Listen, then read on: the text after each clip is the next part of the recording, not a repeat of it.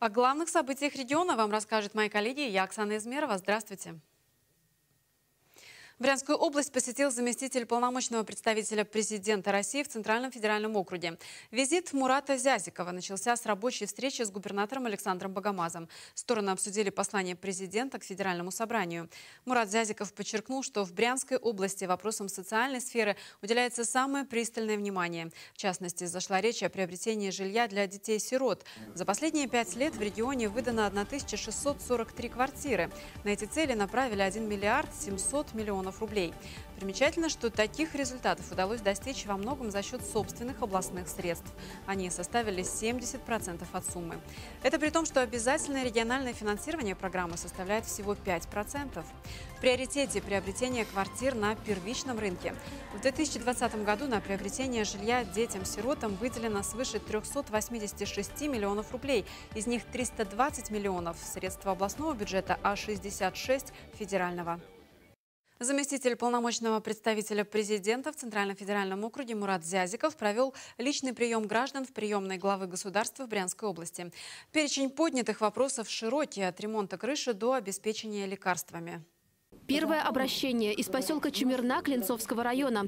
Дом номер 25А по улице Строителей нуждается в скорейшем ремонте кровли. В профильную региональную программу он внесен, однако на 23-25 годы. В данном доме проживает 21 человек, двухэтажный двухподъездный дом, и там люди, как говорится, в возрасте уже. Решением губернатора в соответствии с нормативными документами правительства создана комиссия по рассмотрению обращений по переносу сроков. Принято положительное решение, внесены изменения в региональную программу.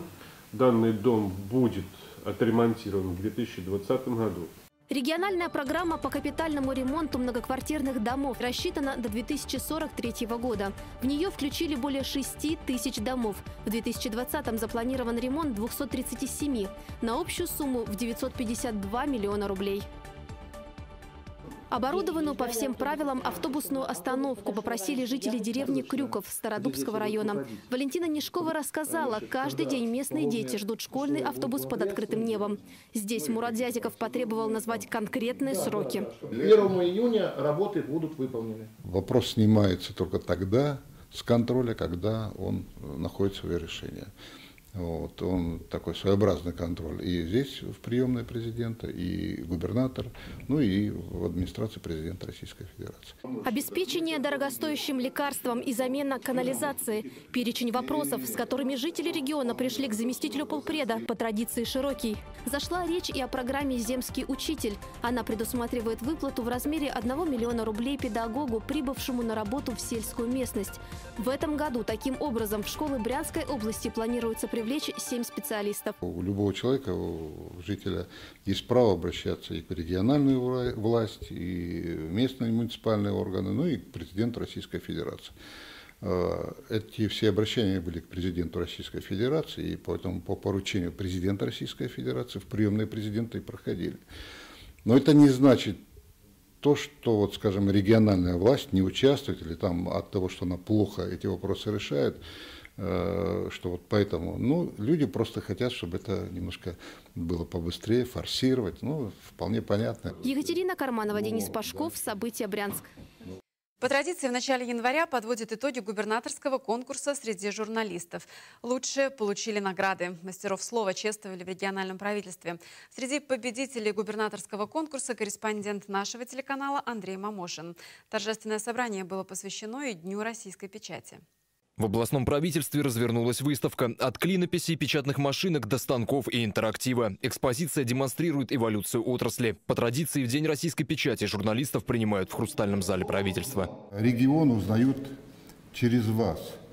Сегодня Брянская область – это такой регион стабильный, политически стабильный, экономический такой динамизм. Современные журналисты не только оперативно представляют людям самую актуальную, востребованную информацию о регионе, стране и мире, но и поднимают серьезные темы, волнующие наших граждан, формируют общественное мнение, обеспечивают обратную связь между властью и обществом. Истоки праздника уходят в Москву 300-летней давности, где по указу Петра Великого вышел первый номер газеты «Ведомости». И сегодня уже этот день отмечают не только труженики печатного слова, но и работники радио и телевидения, сетевых изданий. По сути, все СМИ созданы для одного.